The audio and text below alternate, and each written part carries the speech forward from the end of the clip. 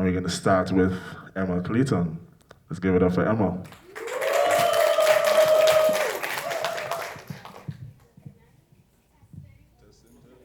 Is she on? Hello? Okay. Oh, hi, good night, everybody. Before I say my piece, I'd like to take the time to thank Gabby for the space that she created this afternoon. I think about 5 women came together and they were able to hold each other in so much emotions and, for me, a lot of grief. So it was a very powerful space, and I'd like to appreciate and give thanks to that because the world is heavy, so people who make space and put out that extra energy are very much needed. Healers. That's what I intend to do with this poem for myself, and I trust someone in the crowd will connect it as well. My name is Emma Clayton, and this poem is called Death to Doubt. I do not make it a habit of comparing darkness. There is no biggest suffering award. But when they tell me my positive perspective comes from my privilege, I say bet all aboard my trauma tour. 1, have you thrown yourself out of a moving car to get away from a taxi man who said he wasn't taking you home that night? 2, have you ever been homeless in a foreign country all on your own? Well, I have, and it landed me with bruises covered in gravel, an angry man as a landlord that cussed every day and slammed doors. 3, have you ever lost your mind completely and destroyed a relationship you cherished the most? Maybe you have. Who knows? But guys, this is where I tend to hide.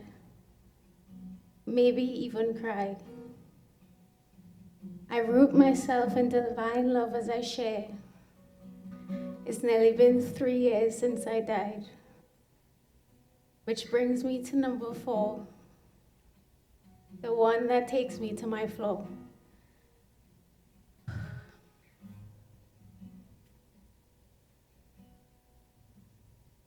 So there once was a time I didn't sleep or eat for days. And I used to wake up 3 a.m. every night with a demon in my face. And I was sober and awake too. So why was there a pitch black figure pressed on my chest in the middle of my bedroom? I was terrified and paralyzed, in complete doom, with only one thing left to do. My will was forged. I know the combat of war. It never gave flight. So it turns out I am indomitable when I fight. I fought for my spirit in my darkest moment. I proclaimed love and light. That is when the veil dropped for me. Nothing and everything was real. I say how my mind's eye, rooted in absolute fear, could create what I experience and see. So that brings me to the end of the trauma tour. Thanks for sitting with it and me. Did I scare you deep down in your bones? I'm sorry. I hope I left you feeling less alone. Remember, energy flows where attention goes. Ruthless focus, our eyes glow.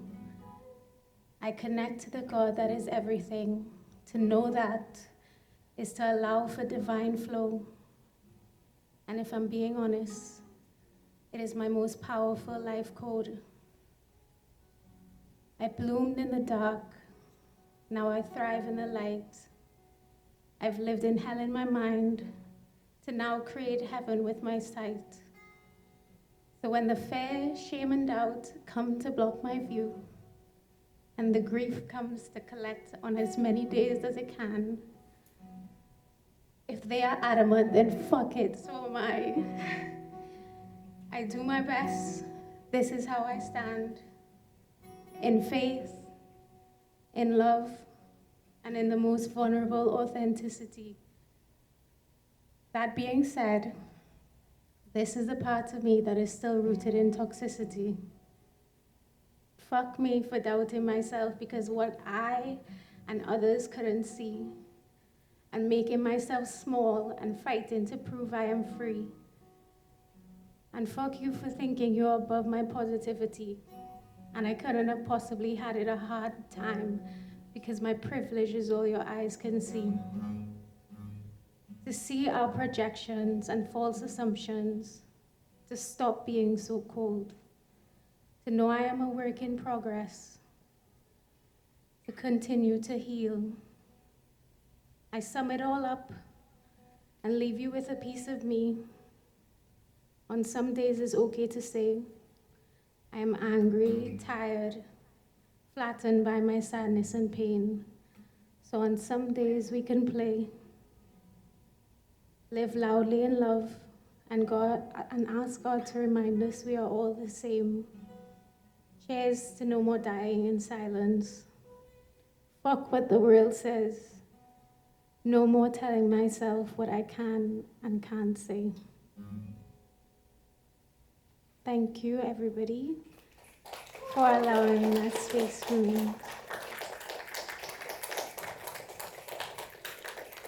I want to thank y'all for creating that space for me. Like I said, Gabby, you're doing amazing healing work. Thank you.